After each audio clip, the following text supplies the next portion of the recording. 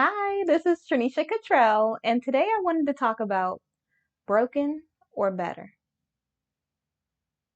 No, I think it's going to be called broken or healed. I think that's what I'm going to do. But I guess when you're being healed, you could be better. But that's neither here nor there. I could always change the title anytime, but I do like to start the videos with the title so you know like what the point of the whole video is, even if I go off on a tangent or a rant or usually I don't rant. It's like every once in a while there'll be a rant in there. But for the most part it's usually something specific that spoke to my spirit or my soul that God put on my heart to talk about. And wherever the message goes from there, it just goes wherever. But I just try to be intentional. And so what made me want to talk about this is I was listening to the sermon earlier and the pastor was talking about hurting. And he also started to talk about how when we're hurting, sometimes we make it seem as if we're better or we try to pretend like things don't affect us. What in the world? Oh my gosh, I know what that's from. No, I really love this sweater too. Oh my gosh. Oh, I was putting away some cleaning supplies. I feel like I have to explain this now. I was putting away some cleaning supplies and a couple drops got on my outfit, but I was just like, okay, it should be fine. But it's not. It messed up my sweater. Unless I like start doing patches or something. I don't know how to rectify that situation. Honestly, I feel great. I feel like I'm in a good mood and everything else. There has been something that has been on my mind constantly for the past couple days or the past week, and I can't shake the feeling. Like most of the time, I can just think about something else. I think about God. I think about the things that I'm doing, and it kind of takes my focus off of the thing that's distracting me or the thing that keeps popping up in my mind. And it seems like every time I feel like I'm in a good place or every time I feel like I'm steady or I'm focused, then all of a sudden there's a distraction that comes out of nowhere that tries to preoccupy me or distract me or take my focus off of the thing that God wants me to be focused on. Like I'll be focused on my purpose and I'll be in it and I'll be like going hard for this thing. And it seems like there's always something that comes up. It could be a person, it could be a place, it could be whatever it is. It comes up and it's as soon as I'm being intentional with my life, as soon as I'm for real this time. Like sometimes we'll say stuff and we'll be like, I'm gonna eat healthy for the rest of the week. And we kind of mean it in the moment, but we know that like if we go to like a family member's house that's gonna cook really good, or if our favorite food is sitting right in front of us, we don't have the willpower to be able or the discipline to be able to just be like, no, I'm not gonna eat it. So we kind of know. But that moment, that moment that you go, you know what? I'm really gonna go on a diet. I really want to stick to this. I'm for real about this. I really do want to do this. And you start saying, okay, day one, you're looking good. You saw the food, you thought about it, you kind of felt like you were a little tempted, but you felt like you were good. And you were like, you know what? I did this one day. I could do this. Every day could be a new start for me to just try to do better again. And every day, the next thing you know, a week has gone by. And out of nowhere, you just decided you want to eat healthy. Maybe you have a cheat day or something else. Out of nowhere, every single family member, every single friend, everywhere you go, at work, they're bringing donuts in. Like, it just seems like as soon as you are for real, the adversary, you call it what you want, but whatever it is comes out of nowhere to distract you from your obedience, to distract you from your discipline, to distract you from who it is that you were called to be or what it is that you were called to do. And I would like to say that I have an idea of how to stay focused on God. And I have a couple things that kind of work for me for the most part. One of them is creating a real relationship with God. I know you probably didn't think I was going to say that, but if you don't have a Bible around you, if you don't have your phone, so you can't pull up the Bible app, the YouVersion app, or, Bible Gateway or whatever else it is, and I'm not trying to shout them out. I'm just saying these are things that I use that kind of help me, especially if I'm going somewhere and I always have my Bible unless I'm in a place, you know. So like in the car, I have a little mini, like small miniature Bible that has all of the Bible stories in it, and it's really fine print. So I read it like this, but I still have a Bible in there. So I keep it in my console. I keep a mini Bible in my console. And then in this room, hopefully all this stuff doesn't fall. I have the NIV version, and I keep that in here. When I go into the family room, I have the new King James version in there. And then on different devices, I have, on my one phone that I use for like photos and stuff, I'm telling my secret.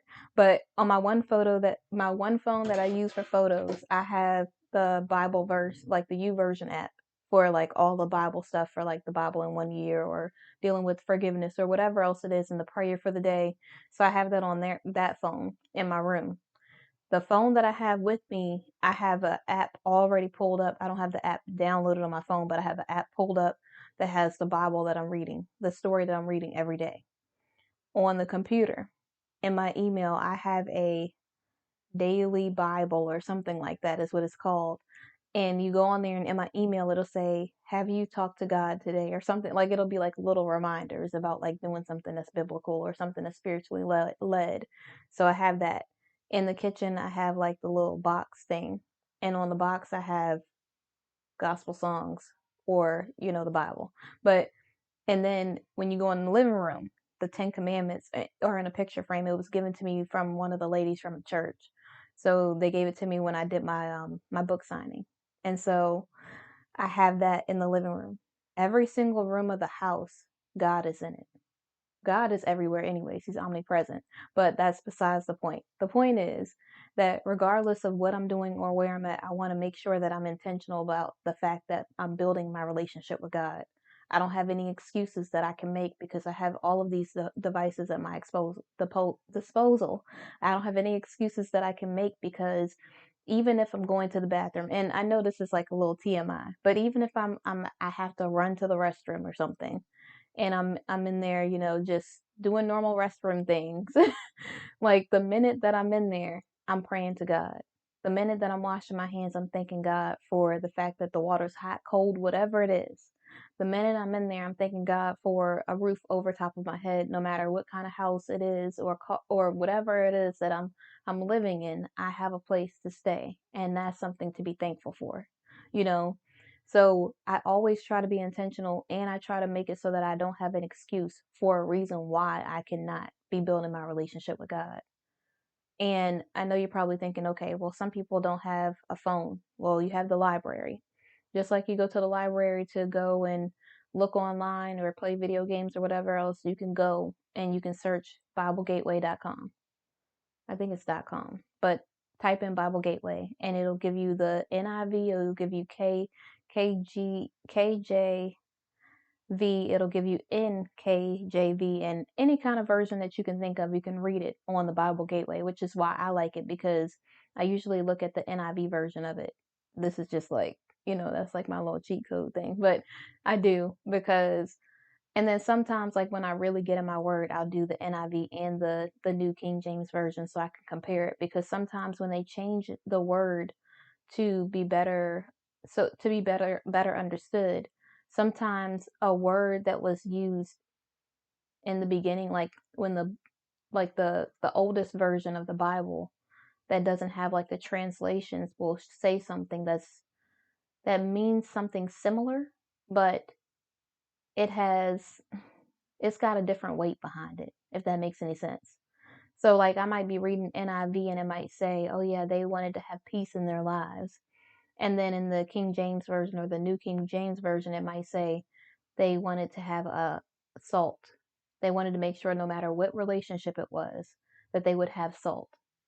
And my grandma was telling me that they said probably salt because salt is like a seasoning, and seasoning is something, or season is something that is usually geared towards peace. And so you don't really think about those things, but even though it said peace here, it's good to have the understanding of why the other word was used and where it was rooted from, where the root word came from, or where the phrase or the meaning stands from. So I try to make sure that I'm intentional. So being intentional will help you keep a better relationship with God. Are you intentional about church? Like for me, like I'm definitely into being in church. So every Sunday, even if I can't be in the building, I am online for church every single Sunday. Sometimes I go to two services. I know if you would have told me years ago that I would have been the type of girl that went to church every Sunday or went to several services in a church or different churches, I would be like, yeah, right. Like, and this is just me being real. And I'm only saying that because sometimes people make it seem like you have to be perfect to be a Christian or go to church, or you have to have it all figured out, or you gotta like God is expecting you to be like a robot or something, but He only is expecting you to be yourself. He's expecting, and I don't mean your worst version of yourself. Don't just use that as an excuse to do horrible things in life and say, well, God knows who I am. Like, no, God definitely intends for you to be the best version of yourself. Will you make mistakes? Yes. And yes, you have grace for those mistakes. But God is not a God that has a ton of patience for foolishness.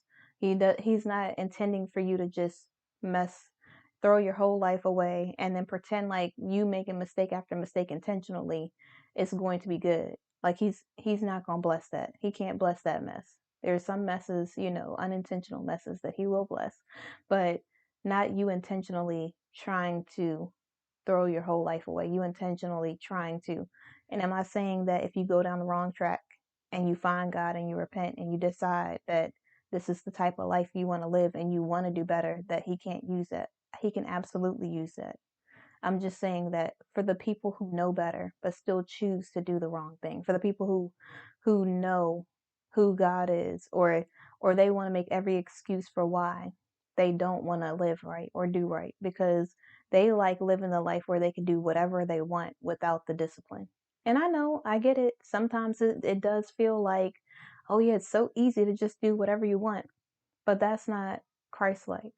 That's not that's not Christian at all because my faith is based in my relationship with God. It's based in me being intentional. It's based on me being disciplined.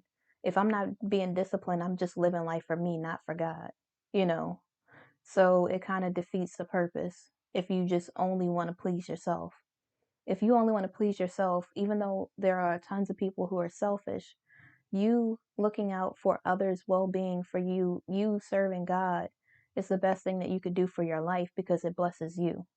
Sometimes I'll see people, and I don't mean people just living life, but I'll see people who try everything and it's like nothing's working in my life. And I'm like, have you tried God? And some people scoff at me because they're just like, really, like you have to be a goody two shoes. And I'm like, I'm not trying to be a goody two shoes. I'm just saying, like, I understand because I did things my own way for so long before I rededicated my life to God. And it wasn't working. Like it definitely wasn't working.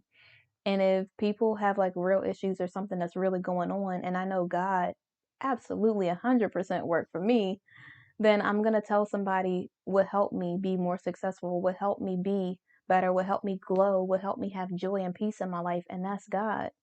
I'm not just saying it just because it's a cliche thing to say. I'm saying it because God is everything to me. And my life would not be anywhere near where it is today without God. I wouldn't be the type of person I am without God.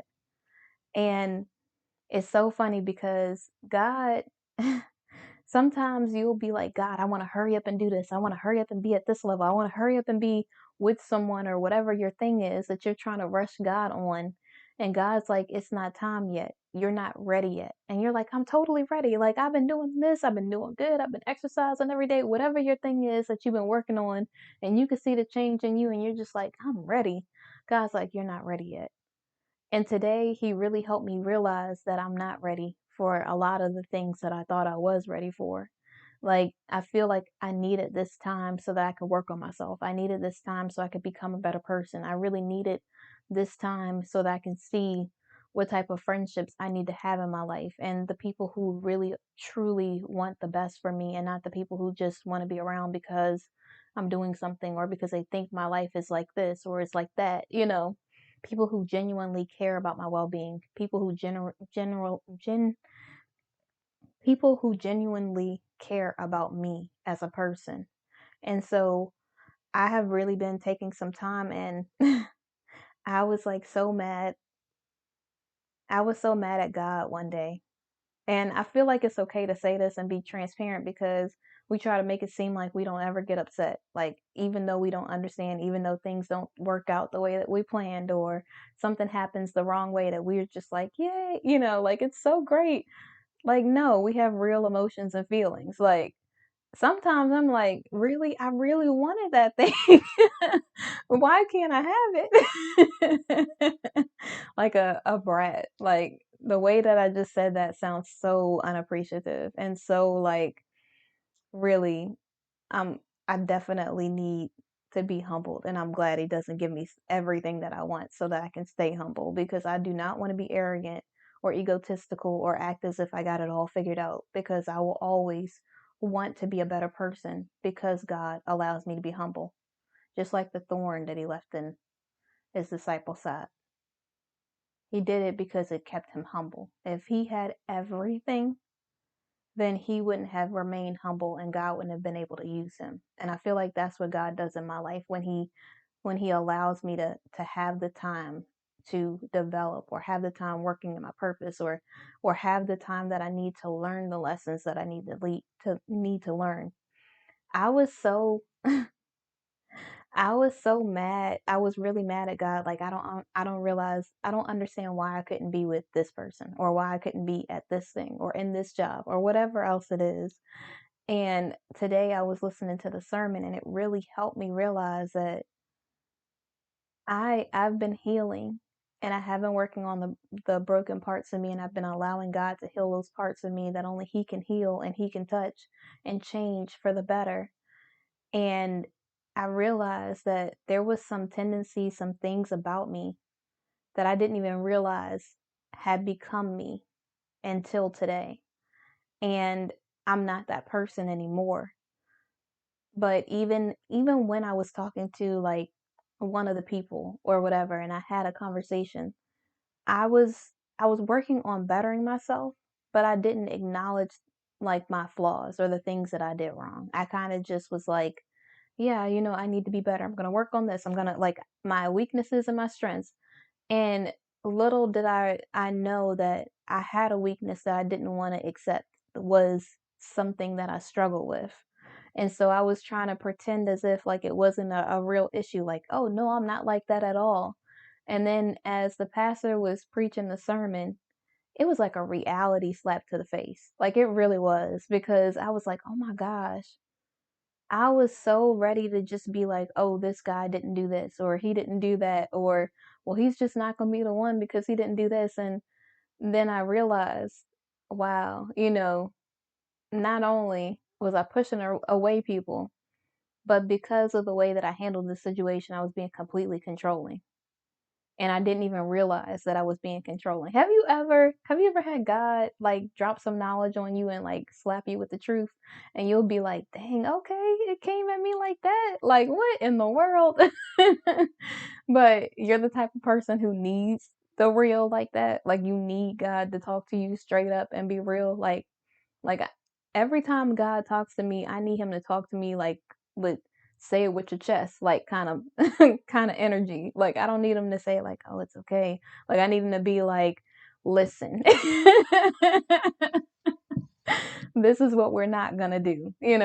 Like, you see how you handled this situation next time, and like, for real, like, you ever have that like aunt or grandparent or whoever it is in your life who's so super honest and straight up, but you love them for it? Like, that's how God is to me, for real, because I need it. And he will be like, "Look, that was super controlling, you need to get it together." And I'm like, and then I'm like, you know what? That was really controlling. Why did I act like that? And then it's funny because I was like, I don't understand why it didn't work out this way, or why I didn't do this way, or why I couldn't do this at this point and then do this at this point. And then, like today, as I started thinking about how controlling I was like, if God would have given me a person when I had controlling tendencies or when I was acting or behaving in the way that I behaved at that moment, it would have only gotten worse because that wouldn't have been checked and I wouldn't have known that that was a real issue. And so I would have went on acting as if it was the other person's problem instead of something that was my problem that I needed to handle internally, you know? And sometimes that's how we do. Like, we will be working on ourselves and someone will say, well, you do blah. And you'll say, what? That's not me at all. And you make up all these excuses for why you're not like this. And your friends or people who really love you will be like, oh, yeah, you're not like that at all. And maybe they don't know that you're like that because they know you as a friend and not in a relationship stance or in a business stance. And so when you are friends with someone, you both are benefiting from the situation in a totally different way.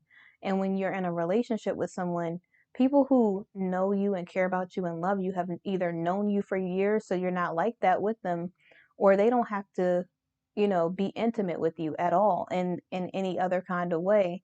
And so when you are in a relationship with this person, it's emotionally is different. When you are discussing things, it's different. With your family, they like to hear you out and hear what you have to say, but not every person you're in a relationship with hears you out. I mean, would I like for that to be the case? Of course. Like in the future, I would love for me to be able to feel comfortable expressing myself and the person being comfortable expressing themselves to me so that we can communicate about whatever's going on instead of it being a big issue for no reason or something like turning something just being like something that you hold on to, like some sort of grudge or resentment or something like that later on because you never got a chance to discuss whatever it was. Like, I don't ever want that to be the thing. But I also know there's a way to go about it. And so like it's funny because you'll hear people or you'll see people say, "Oh yeah, I have this friend. She's such a good catch. You really should date her or get to know her." And while we're friends, I don't have to like me and my friend might talk to each other like every couple days or every day or whatever else, and we have a conversation with each other and stuff like that, and we'll talk about like real life stuff and we have similar situations or something like that, and we'll just talk about, our future and the types of things that we're going to do in the future, like we're going to start this business, we're going to do this thing, whatever it is that we're doing in our life. But when it comes to you being in a relationship with that person, my friend could be controlling in a relationship, but she might not be controlling with me because I don't have what she wants. I don't know why I said it like that, but like, so it's totally different when it's your friend and then they're just like, oh yeah, girl, this, and this, because I'm not thinking about what I'm going to benefit in another type of way from that friend. I'm just thinking, okay, I got my friend's back. She got my back. We are trying to communicate the best that we can. Like, there's some things like, and I feel like this is why a lot of women are so forgiving in relationships because when you are friends with somebody, when y'all get on each other's nerves, your friend doesn't have what you want. They don't have so so when you guys are like having disagreements or whatever, like me and my friends, we usually just tell each other how we feel about stuff anyways, and then we just kind of squash the whole thing. I know that's an old term, but we squash the whole thing and just keep it moving. We don't hold on to those types of things. But I do see how like some friendships could end over certain things because like there's no making up. You guys, I mean there is a making up, but it's totally different. And so, and I'm not saying that I'm suggesting anything for people who are in relationships or anything like that. You know, I'm just saying that in friendships it's different because we're conversing, we're having a conversation and we're talking to each other, but it's just okay, we're friends. That's it. And I don't know why relationships can't be like a friendship. You know, like why can't you just feel comfortable talking to whoever it is and just like have good communication and then, if there's an issue, just talk about it, resolve it, and keep it moving. Like, I don't understand why it's always something that seems like you hold on to it forever. And then, like, I mean, maybe that's unhealthy relationships. I don't know because I've never been in a healthy relationship, so I don't know what to tell you. But but yeah, and hopefully no one took offense to that thing about they don't have what you need. I just mean that when you are like in a relationship, when you're in a godly relationship, whatever else, I think it could be totally different than being in a friendship. I don't think that like you and your friend, it's not just like you guys are you have good conversation, you're talking to each other, you talk about all the stuff that you like in life, you have like common interests and stuff like that, and yes, you guys like have communication. But when you are in a relationship where you're getting to know someone else, it kind of in your mind, you think about it differently. You don't think about it like, oh yeah, this is the friend such and such. Like you're not thinking, oh, my friend doesn't like me. Oh man, it sucks. This person totally isn't interested in me or whatever else. It's just like, oh, we're friends. It really doesn't matter. Like we're just gonna look out for each other's best interests. You don't know this person, the person that you're getting to know or the person you're in a relationship with, you're learning them. Just like you might be learning your friends, but it's a little different. And so and then you feel more pressure for some reason, sometimes in relationships. And so you kind of get like, I know I went all around with that story, but I just said it because I wanted to prove a point that being in a friendship and being in a relationship is totally different. Should a good relationship be built on friendships? In my personal opinion, with no experience in a healthy relationship at all, yes, I believe that, and I would like to be friends with the person that I was going to be with because that person would essentially become one of my best friends, you know? And I don't want to feel like I just want what God wants. And it's so funny because I think in yesterday's video I said I want someone to pursue me. When I say that, I feel like everybody could take it the wrong way and think that I mean that I want to be hunted down by somebody. I don't know why I had to like just jump to something like that, but I maybe pursue is not the right word because sometimes people will pursue you because they want what you could do for them, not because they want you. I don't want to be pursued for any other reason but for what God wants that person to be in my life because they're grace for me. I don't want any of the other people who's going to pursue me for all the wrong reasons. All of the wrong reasons. Could there be one? Maybe. But all of the wrong reasons, like really? And so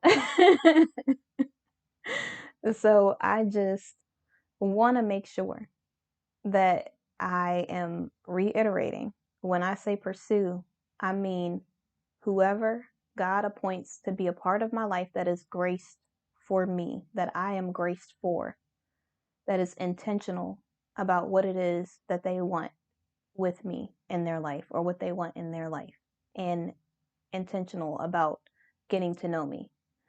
I do not mean pursuing me for all the wrong reasons. I do not mean pursuing like we're on ID or something like that. Like, I mean intentionality. So I just wanted to clarify that because I feel like because we have like this bandwagon thing and everything's so societal and worldly, it's easy for someone to take like a word or a phrase and just jump to conclusions and just assume that it means that you want someone to pursue you and do all of these extra things that are so over the top. I just want people to be who they are. That's it. I don't want like someone to come out pretending like they're a clown, they're a frog, and all of a sudden they're a clown or something. Like, I don't want this person to pretend like they're a human, but really they're a bike. Like I want this person to be who they are. That's it. And then I get to know who they are. I don't want them to try to pretend to be something that they think that I want them to be. I want them to be themselves. And then either I like them or I don't. And if they treat me the right way, I will probably like them. I don't just not like people just because I randomly had a thought. Like, God has to literally tell me this ain't the person for me to be like, okay. And God has to literally tell me this is the person for me to be like, okay. So it goes both ways.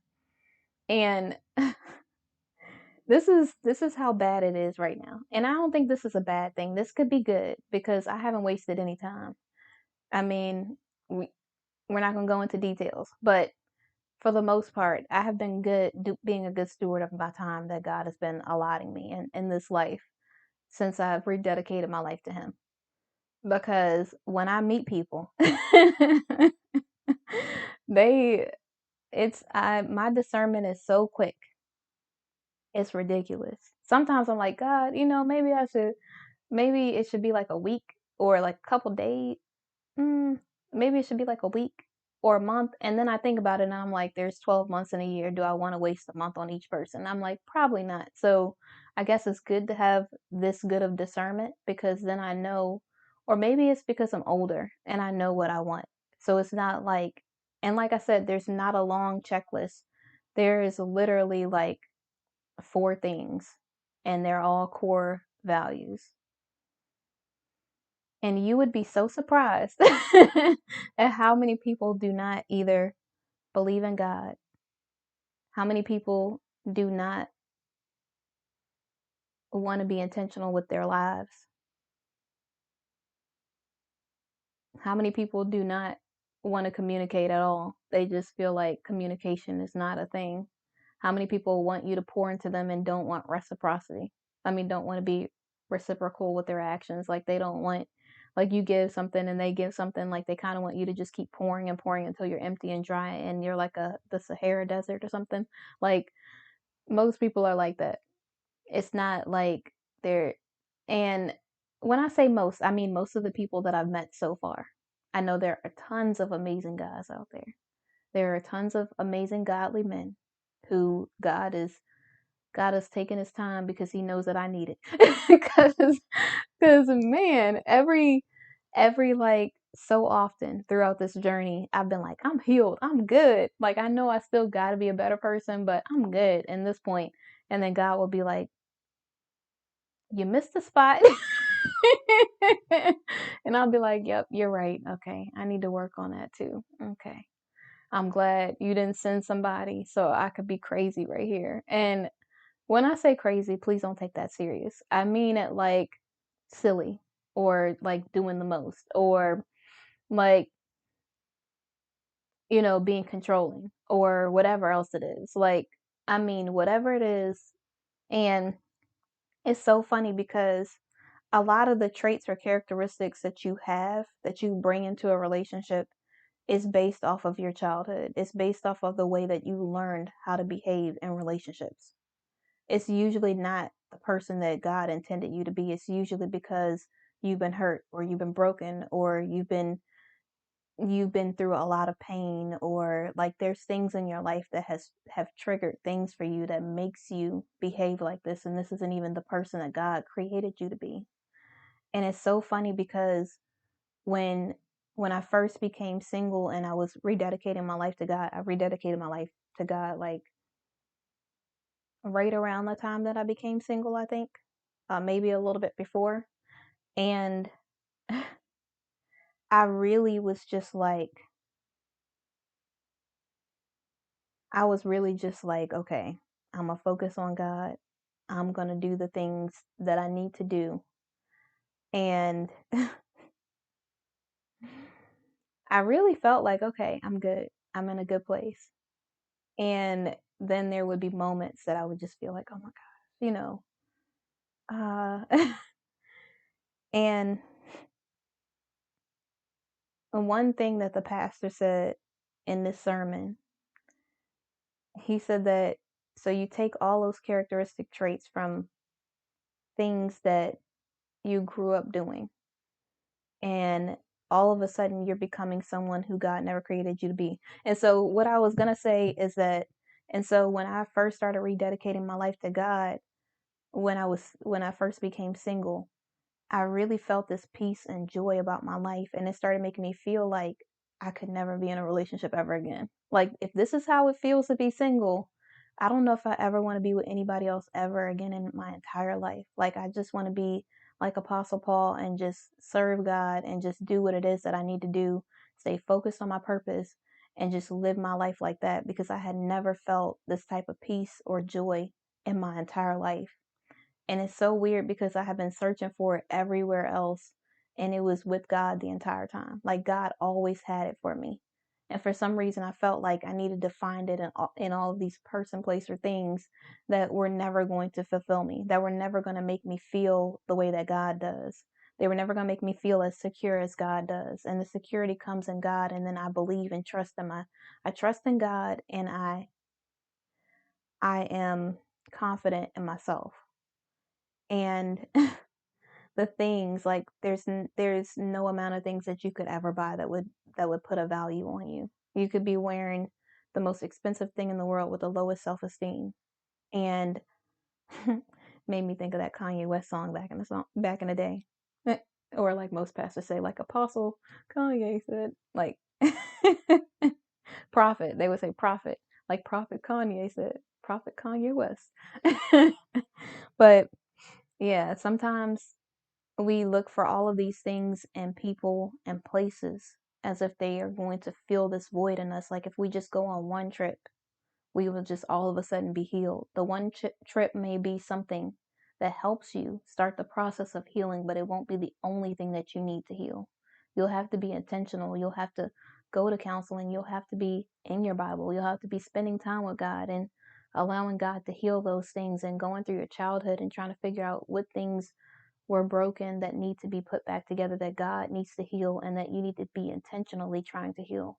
So that when you get in a relationship, you don't treat the person like the person who mistreated you growing up. You don't treat the person like someone who broke your heart, or you don't allow them having like a miscommunication or something that they say that's wrong, and all of a sudden it being something that's like a deal breaker. And am I saying toxicity should be something that you just allow in your life? No, but I also believe in hearing people's, not explanation, but hearing people out, because we are so quick to cut people off in this generation that sometimes we don't realize that everybody's going through their own thing. And sometimes what you perceive as controlling, or what you perceive as something else, and not in my situation because I was totally controlling, but but in general. And then why is that person controlling? Is this a really controlling person, or is this a person who's hurting, who feels like this is the only thing they have that they can control in their life? Because those are two different things. Don't just put a toxic controlling person in a person who needs to have an area of their life, some sort of control in an area of their life, as being controlling. That just means that they've had so many things that are so all over the place, that having some sort of stability, something that they can actually control in life, makes them feel content. It makes them feel like stable, if that makes any sense. With all of the instabilities maybe that they've had, that one thing that they get to do might be the thing that allows them to feel content, or feel like at peace, you know. And so even though that behavior isn't acceptable, it could be a different reason for it.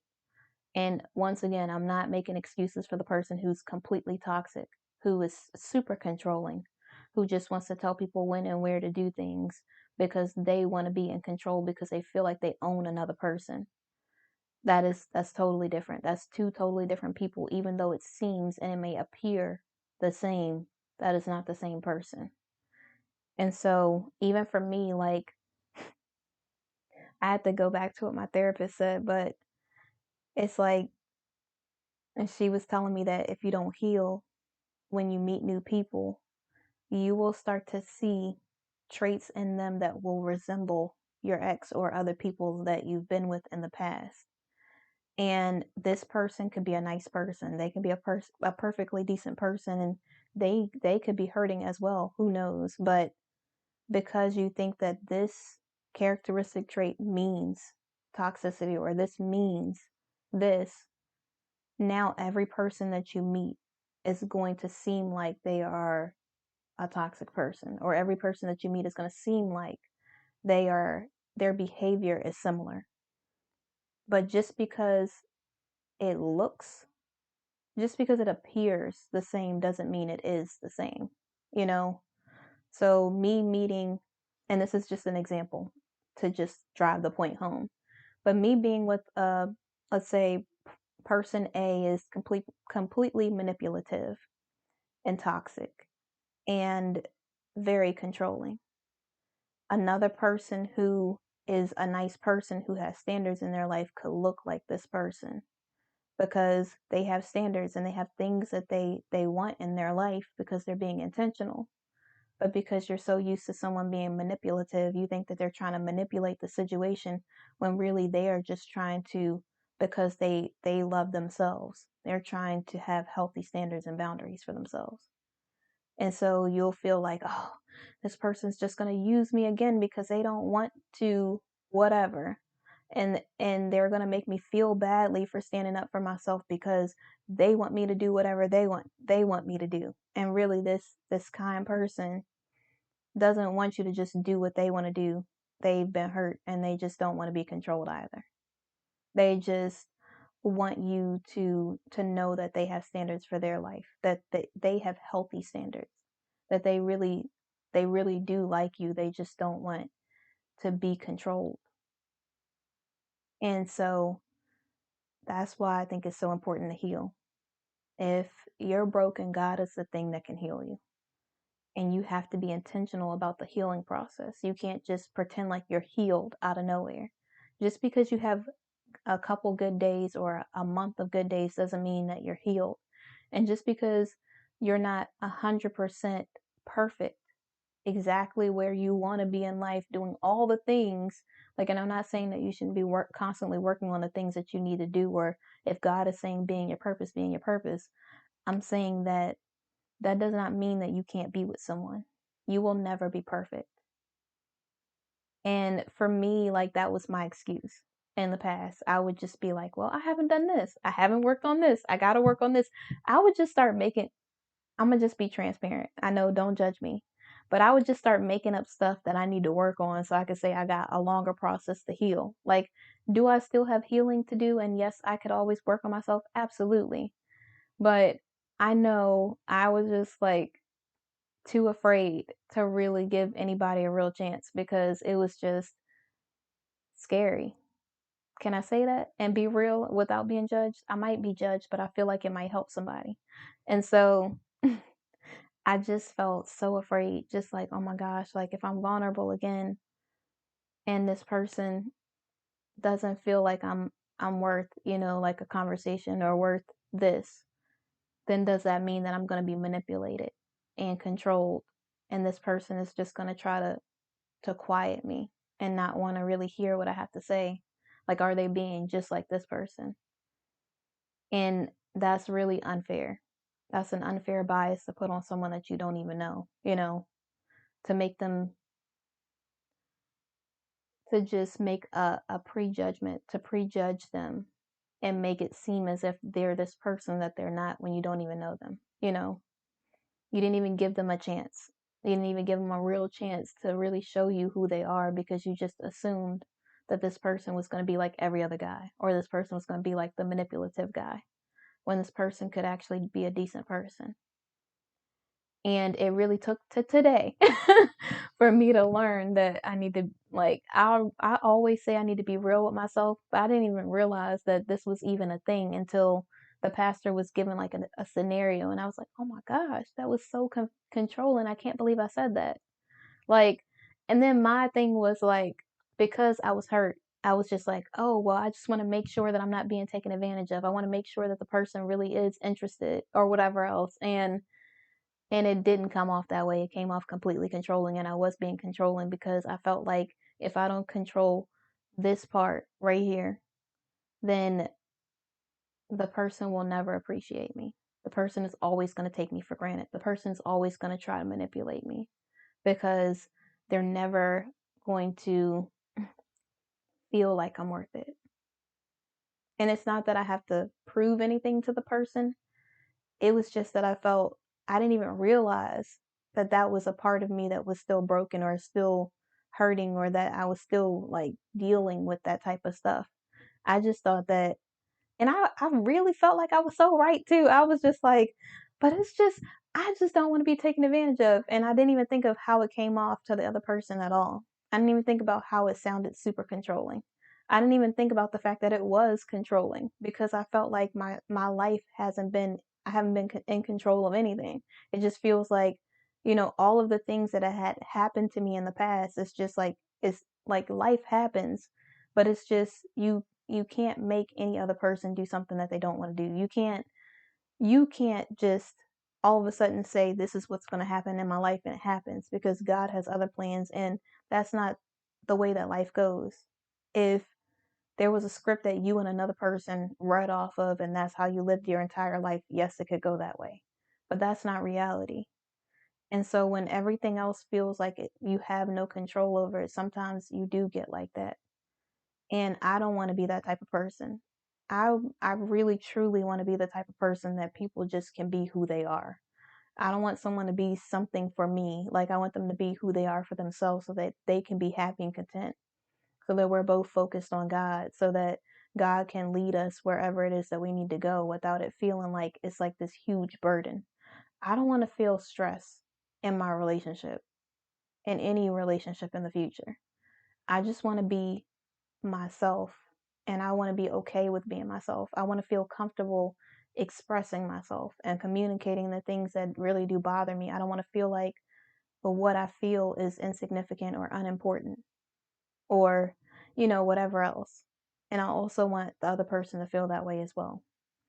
I want to make sure that I'm being intentional with my life, and I don't want to be distracted by any person, place, or thing. I want to stay focused on God so He can provide all of the rest of my needs. I want to make sure that I am doing the things that I need to do, regardless of what anybody else does. And I really just want to make sure that God's in control, not me. I don't want to control anything, because it turns out to be a hot mess every time I do something. Every time I try to take the wheel or walk ahead of God, it's a hot mess. It really looks like it looks horrible. Like, it really, mm, it it's not the thing to do. So in conclusion, oh my gosh, really? Every time. And before this video, I was doing another one of those, I don't know what I'm going to say, but I didn't say I have nothing to say. I learned my lesson the last time. God was like, stop saying that, because if you weren't intended to be here, I wouldn't be putting on your heart things to say that might help someone else. So use the gift that I've given you for your purpose. Use it to serve other people. Be intentional, and don't speak negativity over something that I've blessed you with. And so I'm okay, like, I don't know what I'm going to say, but whatever it is, God's going to allow me to say it. And hopefully it will bless someone. And so, in conclusion, when it comes to being broken and healing, make sure that you stay focused on God. Make sure that God is your number one focus in life. Don't allow anything to distract you or get in your way.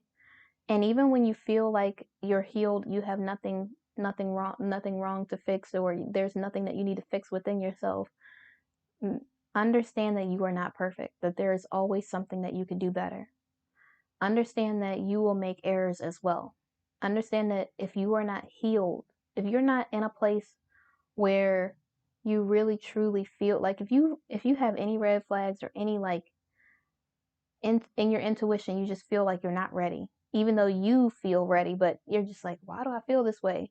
Don't date, don't get to know anybody, because you might be controlling because you couldn't control what happened in the last situation. You might have, it's that one piece of hair. I don't know how it always gets out, but it's always right there. And it goes right down in, and I don't know, like, I even do this, and then I'm like, okay, the shirt's down, and then still happens. I'm like, I don't know how it always gets in there, and then I'm moving my head when I'm talking, so it's just going like tickle, tickle. And so just be intentional. Do not date too soon. Make sure that you heal. Will you be perfect? No. But if you have any inkling in your spirit, in your soul, in your body, like the hairs on your arm just start to stand up when you think about dating, you need to wait.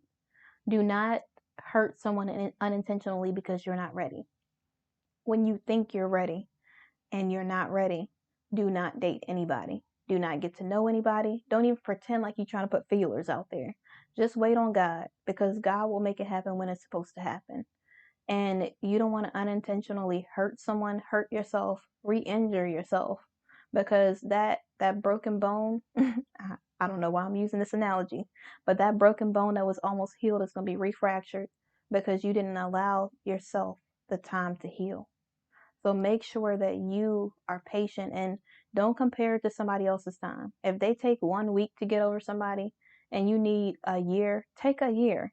I know it sounds a lot and you're like, oh, I got to be alone for a year. Yes, you get to be all in one for a year. You get to learn yourself. You get to love yourself. You get to go on self-love dates.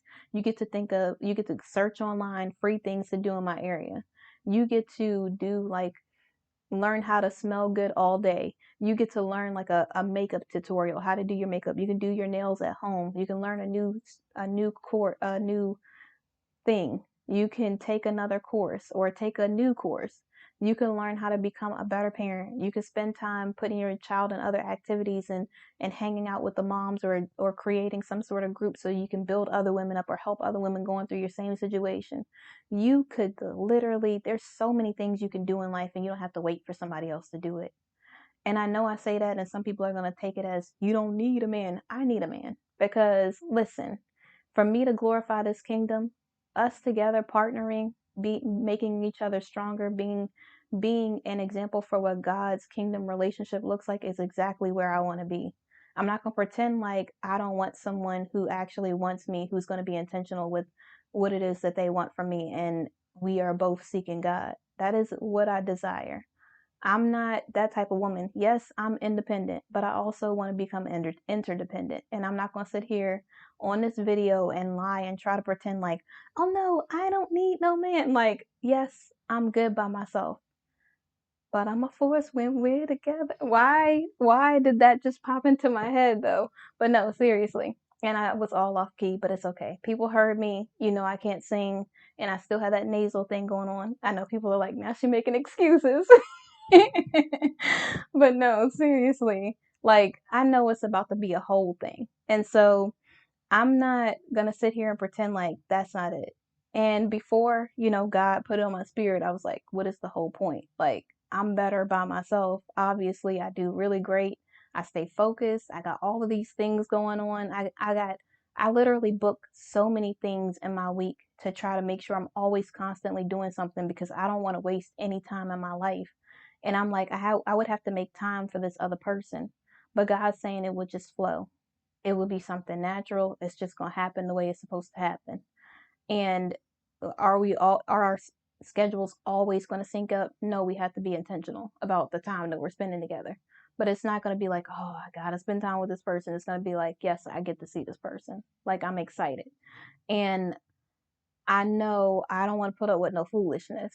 And I definitely don't want to be stressed and worried about anything. And God knows my heart. So I really just want joy and peace in my relationship. I don't want to have to deal with, like, if we're doing what we need to do, why? Why do we have to be, why? What is the purpose of that? It's no reason for it to be like that. I just don't understand. I don't want to live like that. And I really don't. I just want to be at peace in my life.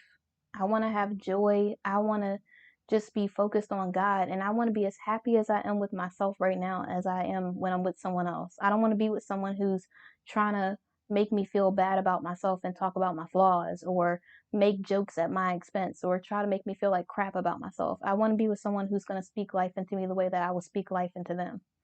And I know I'm saying this and I don't know where this is coming from, but seriously, like God knows my heart. He knows the things that I desire that I would need.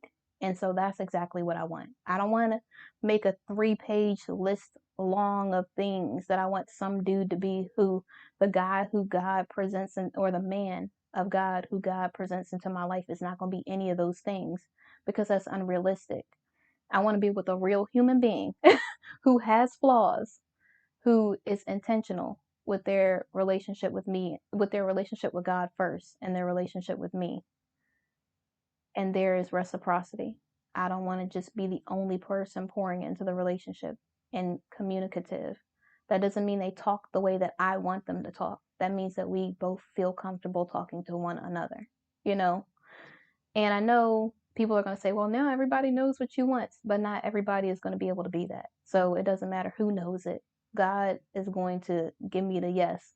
I'm going to get a head nod from God, like, and I'm going to be like, okay, this is the one. He's going to be like, that's the one. I'm going to be like, okay, I'm going to give this brother, this person a chance, whoever it is. And that's how it's going to happen in my mind. And so when you are healing, just make sure that you stay focused on God.